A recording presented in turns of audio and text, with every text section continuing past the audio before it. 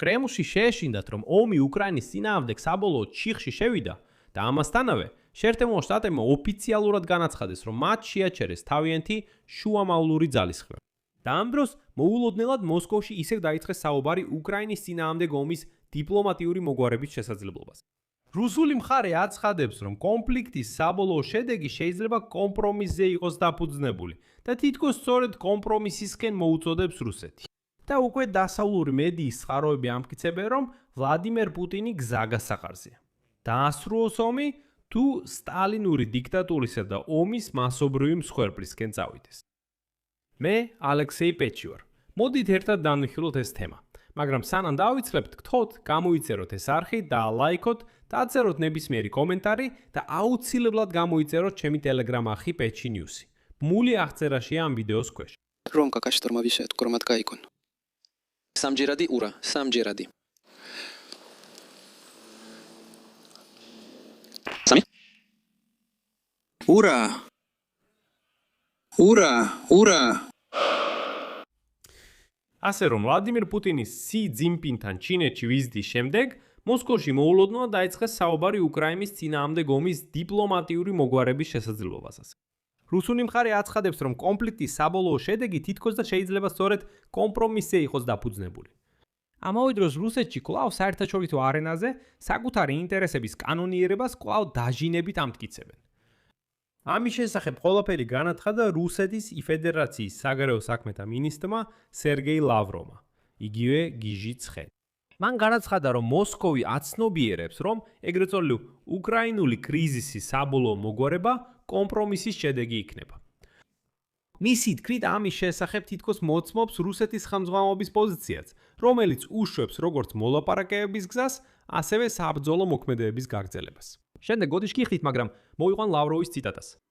პრეზიდენტმა ვლადიმირ ვლადიმირის ძე პუტინმა ცოტა ხნის წინ, როცა კომენტარს აკეთებდა ჩვენს მოლაპარაკებებს ამერიკასთან უკრაინის კრიზისის შესახებ, თქვა, რომ ჩვენ გვაქვს პრინციპული პოზიცია და მას მივახცევთ ან მოლაპარაკებების გზით, ან სპეციალური სამხედრო ოპერაციის დროს. მაგრამ ჩვენ გვესმის, რომ საბოლოო მოგვარება იქნება კომპრომისის შედეგი. როგორც ნებისმიერი საკითხი, რომელიც ასე თუ ისე რამდენიმე სახელმწიფოს ეხება, მაგრამ აქ პრობლემა ვლადიმირის ძე პუტინისთვის, მელოდი დიქტატორისთვის, იმაშია, რომ მოლაპარაკებების ამხრივია, პაუზაზეა ყველაფერი. დღეს მარკო რუბიო, აშშ-ის სახელმწიფო მდივანმა, პირდაპირ განაცხადა, რომ ჩვენ არ ხედავთ აზრს ამ მოლაპარაკებების გაგრძელებაში რუსეთსა და უკრაინას შორის აშშ-ის შუამავლობით ომის დასრულების თაობაზე, რადგან ისინი არაფერს იძლევა. ამბობს, უბრალოდ წრეზე დავდივართ და ყველაფერი სულ ესაა. რატომ უნდა დავხარჯოთ ამაზე დრო? შემდეგ ლავროვმა გაიმეორა თეზისი იმის შესახებ, რომ რუსეთის ინტერესები საერთაშორისო არენაზე კანონიერია და შეესაბამება გაეროს წესდებას. მან განაცხადა, რომ მოსკოვი თითქოს იცავს სახელმწიფოების თანასწორობის პრინციპებს. არ ერევა შიდა საქმეებში ჩაურევლობასა და ადამიანის უფლებების დაცვას, მათ შორის ენობრივი და რელიგიური უფლებების დაცვას. აი უბრალოდ როცა რუსები, ეს გაველურებული დაუბანელი არსები, ამბობენ, რომ ჩვენ ვიცავთ არჩარევის პრინციპს შიდა საქმეებში, მაშინ რა ჯანდაბად შეძვერით უკრაინაში? რა ჯანდაბად შეძვერით? რაღაცა დონბასზე ყვებოდით, ღირსების რევოლუციაზე, მაიდანზე, როგორც თქვენ ეძახდით, სახელმწიფო გადატრიალებაზე. რა ჯანდაბად შეძვერით? რატომ ჩაერიეთ სხვა ქვეყნის შიდა საქმეებში? ვინ ხართ საერთოდ? რაღაც ველურები ხართ. ამიტომ ძალიან სასაცილოა, როცა ლავროვი, ეს გაგიჟებული ცხენი, ამბობს, ჩვენ ვიცავთ შიდა საქმეებში ჩაურევლობის პრინციპებს. აი და შემდეგ ლავროვის თქმით, სწორედ ამ ინტერესებს მიიჩნევს რუსეთის ფედერაცია დასაბუთებულად საერთაშორისო სამართლის თვალსაზრისით. ამასთან მან არ დააკონკრეტა რა ფორმატში ხედავს რუსეთის შესაძლო კომპრომისს ომის დასრულების საკითხში. მაგრამ რატომ მოულოდნელად ასეთი რიტორიკა? და აი დღეს ბლუმბერგი წერს, რომ ფრონტზე წარმატებების არ ქონა, მზარდი დანაკარგები, უკრაინული დრონების სულ უფრო წარმატებული შეტევები და ეკონომიკური კრიზისი, რომელსაც თან ახლავს ინტერნეტის ხშირი გათიშვები სპეცსამსახურების მოთხოვნით, აიძულებს რუსეთის ხელმძღვანელობის წარმომადგენლებს უფრო რეალისტურად შეხედონ ბოლოს და ბოლოს იმ ომს, რომელსაც ისინი აწარმოებენ. საზოგადოებაში გამოვლენილ ნერვიულობას ელიტის ბევრი წარმომადგენელიც იზიარებს. ელიტები, მათ შორის ზოგიერთი მაღალი თანამდებობის კრემლის ჩინოვნიკი, მიიჩნევს, რომ კონფლიქტი ჩიხში შევიდა და მისი გადაწყვეტის გზა არ ჩანს. ვლადიმირ პუტინი, როგორც ერთ-ერთი ბლუმბერგის ცხარო ამბობს, აპირებს ომის გაგრძელებას, მაგრამ ეს ხომ სისხლიანი ვამპირია. Რაღაც უნდა ველოდოთ მისგან. მაგრამ სურს ეს ომი წლის ბოლომდე დაასრულოს. თუმცა როგორც ადრე, მხოლოდ თავისი პირობებით, მათ შორის დონბასზე სრული კონტროლის მოპოვებით. პუტინს ასევე სურს ევროპასთან უფრო ფართო უსაფრთხოების შეთანხმების დადება, რომელიც ფაქტობრივად მოსკოვისთვის მის ტერიტორიულ დაპყრობას დააკანონებდა. საინტერესოა, რომ პუტინი, როგორც ჩვენ შენიშნე, უკვე რამდენიმე კვირა პუტინიც და მთელი მისი გარემოცვაც საუბრობენ იმაზე, რომ მათ სურთ მოლაპარაკებები ევროპასთან. ისინი ფთავაზობენ გერჰარდ შრიოდერს, ანგელა მერკელს, შუამავლების ან ევროპის წარმომადგენლების როლში. მაგრამ რატო? იმიტომ რომ ამერიკელებმა უთხრეს, წადით ჯანდაბაში, თქვენ გაურეცხაო ველურებო, წადით ჯანდაბაში, თქვენთან როგორ შეიძლება მოლაპარაკება.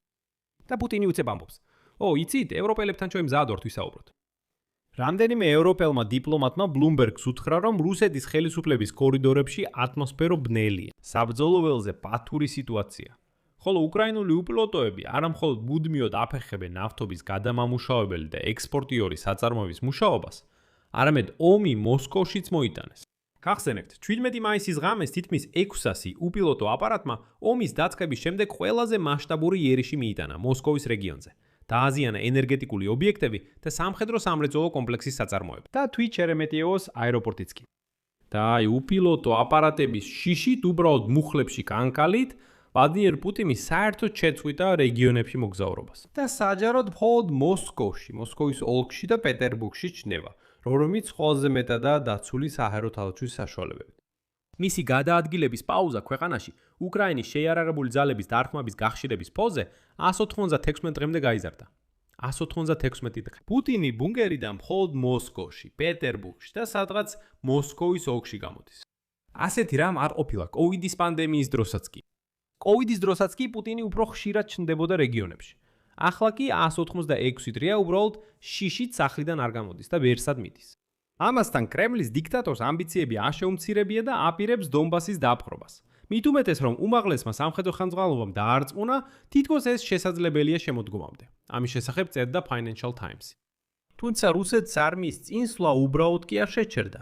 აშშ-ის თავდაცვის სამინისტროს სადაზდორო სამმართველოს შეფასებით, მას შემდეგ რაც იანვარში რუსული არმიისთვის სატელიტური ინტერნეტის Starlink-ის ტერმინალები გათიშეს, უკრაინის შეიარაღებულმა ძალებმა დაახლოებით 400 კვადრატული კილომეტრი გაათავისუფლეს.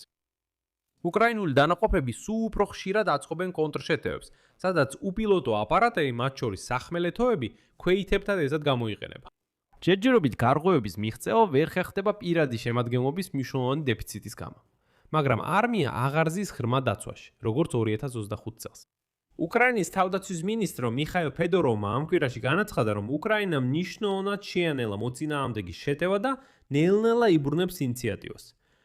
ის ამზადებს რეფორმებს, რომლებიც მიზნად ისახავს მეტი ადამიანის მოზიდვას არმიაში. ანუ, სხვაგვარად რო ვთქვათ, იქნება მობილიზაცია.